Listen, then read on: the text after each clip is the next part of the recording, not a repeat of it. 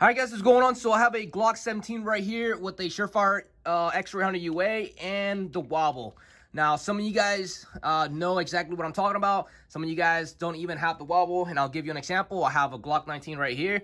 Same light, same model, no wobble whatsoever. Like, it doesn't even move. And I haven't done anything to this. So don't worry, there is hope to get rid of that wobble that nobody really knows what causes it. And this tip or this idea, I did not come up with it. This actually I got from Mocha Bear on Instagram, so I'll put him down below in the comments so you guys can check out some of his video.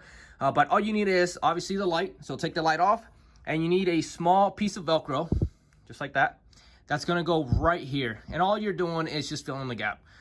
So now what's cool about this is that you can still access your batteries, open and close, and it's not gonna do anything other than get rid of that annoying wobble.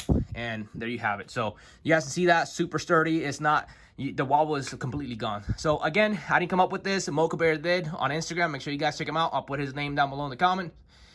If you guys like this video, make sure you guys like and subscribe to the channel for more videos like this. Anything else that I find out there that I think is going to be helpful for you guys. So take it easy, and until next time.